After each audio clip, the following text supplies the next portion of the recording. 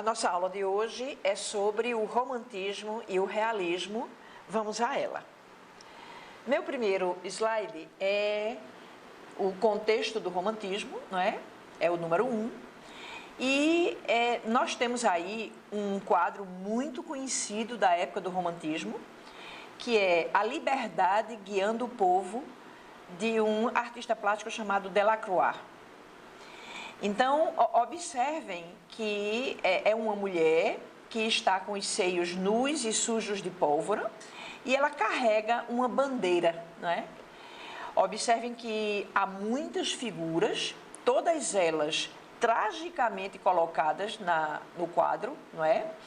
E há um movimento das figuras, principalmente a moça que carrega a bandeira e que simboliza a liberdade, não é? Então, isso tem tudo a ver com o romantismo. Quando a gente vai estudar o movimento novo, a gente tem que colocar, não é, dentro daquela ordem cronológica com a qual a gente vem trabalhando, não é? Então, observem que nós estudamos a Idade Antiga ou Clássica, que aconteceu do ano 500 a.C. ao ano 500 depois de Cristo. Depois estudamos a Idade Média, que aconteceu do ano 500 depois de Cristo até o ano 1500. Depois estudamos o Renascimento, também chamado Classicismo, que aconteceu no século XV e XVI. Depois estudamos o Barroco, que aconteceu no século XVII. E depois estudamos o Neoclassicismo ou Arcadismo, que aconteceu no século XVIII. Agora nós vamos estudar o Romantismo, tá certo? Que aconteceu entre o final do século XVIII e o começo do século XIX. É um momento de teocentrismo, desequilíbrio, emocionalismo, subjetivismo e espiritualismo, não é? E o que é que a gente já sabe? Que todo estilo de época, todo movimento artístico é a negação de um passado próximo e a afirmação de um passado remoto. Nesse sentido, o romantismo vai negar o neoclassicismo e vai afirmar o barroco e a Idade Média, trabalhando com as mesmas características, não é?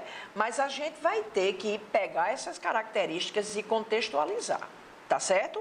Então lá vamos, olha aí, o romantismo é um momento de teocentrismo, portanto, de desequilíbrio, de conflito, de aperreio, de angústia, de dilema. É um momento de muita emoção e é um momento de muito subjetivismo, não é? Aí o que é que a gente vai ter que ver? Essas características colocadas no contexto em que o romantismo nasceu. Então nós temos uma grande urbanização na Europa. Essa urbanização vinha desde o arcadismo, tanto que a gente já tem o tema da natureza lá no arcadismo, não é? Agora a gente vai ter de novo o tema da natureza, sendo que a natureza árcade, ela é uma natureza clássica, pastor e pastoras, não é, pastoreando ovelhas ou pastoreando gado no jardim, no campo, não é? Então é um cenário fixo clássico, não é? Agora a gente vai ver cenários nacionais, tá bom? Então a gente vai ver, por exemplo, aqui no Brasil, o trabalho com o sabiá, a palmeira, a jandaia, as florestas virgens, não é? Então, a gente vai ver agora que essa urbanização dá, digamos assim, um rebatimento de idealização da natureza, tá bom? Aí a gente tem a primeira Revolução Industrial, a gente tem a Revolução Francesa, que aconteceu em 1789, e o nascimento das identidades nacionais americanas. O que é isso? Não é? Veja bem. Entre o final do século XVIII e o começo do século XIX, os países americanos ficaram independentes de suas metrópoles europeias. Então, os Estados Unidos, por exemplo, ficou independente da Inglaterra E nós, em 1822, ficamos independentes de Portugal. Então, nascem os países americanos. É isso que eu estou dizendo aqui, ó, nascimento das identidades nacionais americanas. Então, a gente tem aí uma coisa interessante, que é exatamente cada país trabalhando a sua própria natureza e dando esse caráter nacional à natureza, não é? Tá certo? Então, vamos para frente, né? Vamos nos lembrar o contexto do arcadismo, tá certo? Lembram que o clero e a nobreza eram classes dominantes e as outras classes sociais eram classes dominadas. Havia aqui nas outras classes sociais uma classe chamada burguesia, que a essa altura do calendário, né, naquela hora dos Luís XIV, né, ela começa a questionar essa estrutura através das ideias do iluminismo.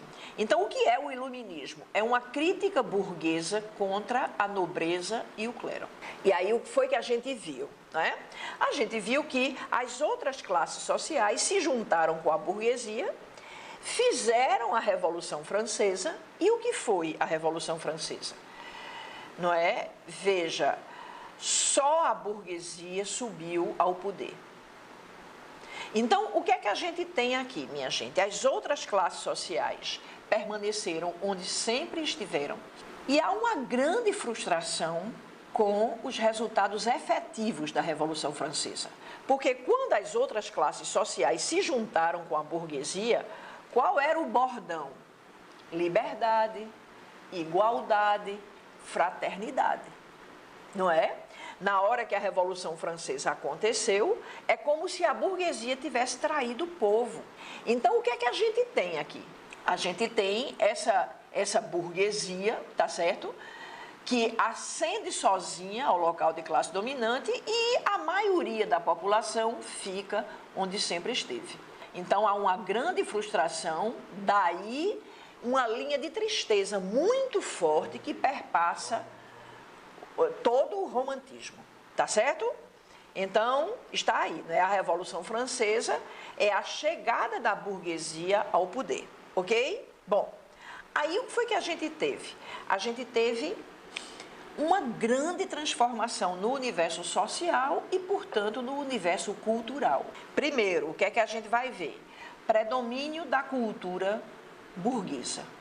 Então, a gente começa a ver uma obra de arte que é feita pela burguesia, para a burguesia, defendendo a burguesia, né? Então, ó, predomínio da cultura da burguesia para a burguesia, pela burguesia, como era antes. Antes, quem consumia a obra de arte era a nobreza. E agora, o que é que a gente tem? A gente tem exatamente um novo público consumidor da obra de arte, tá certo? Logicamente, o que é que a gente vai ver? A gente vai ver uma idealização da burguesia, a burguesia sendo vista somente dentro de uma perspectiva positiva. Então, nós temos, por exemplo, o livro Os Miseráveis, de Victor Hugo, lá na Europa, não é? Quem é Jean Valjean? É um homem do povo que fez-se sozinho e se tornou um grande industrial. Ele é o herói, não é?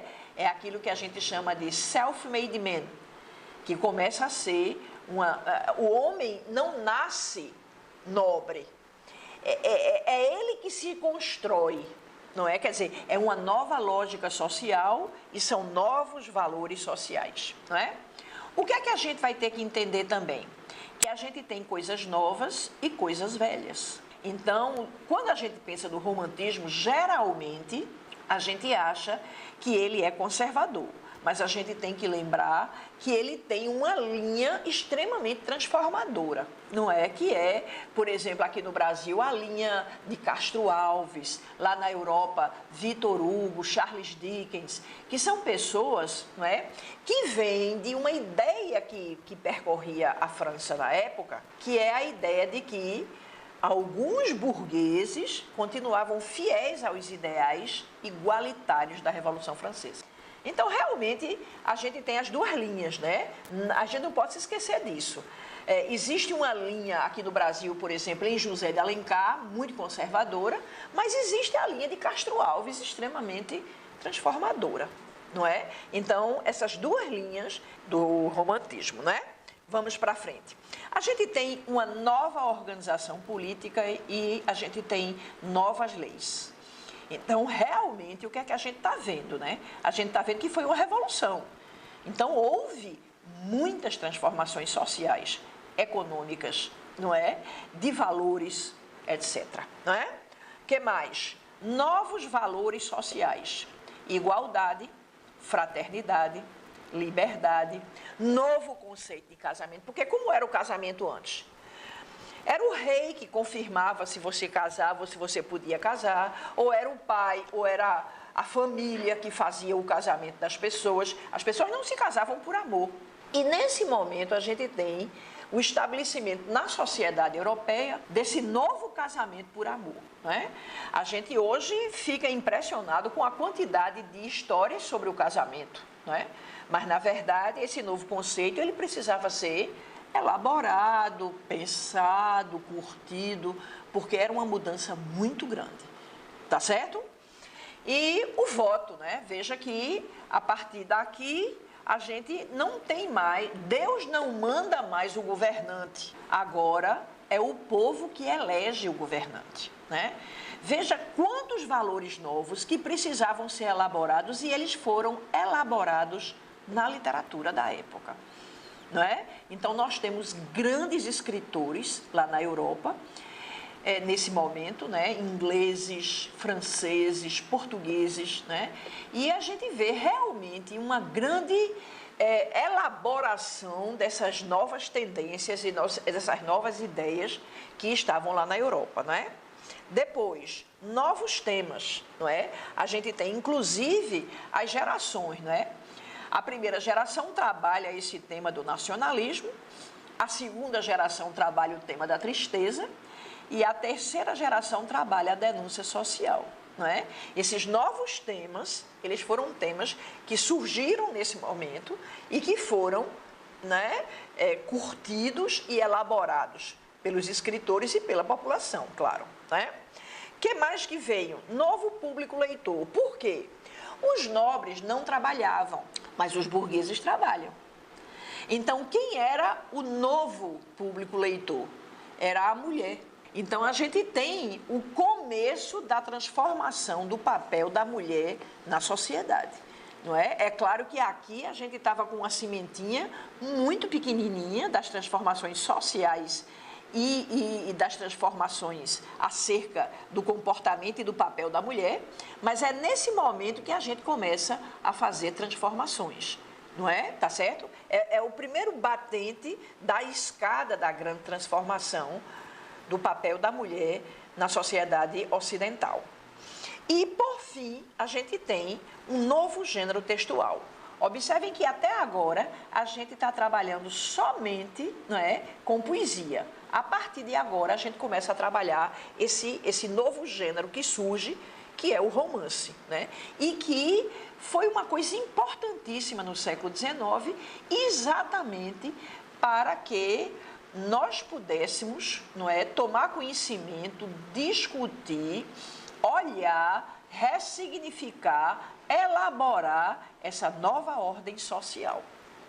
Terminamos de conversar sobre o romantismo e vamos conversar sobre o realismo, que é, na verdade, uma contraposição ao romantismo que aparece em meados do século XIX lá na Europa.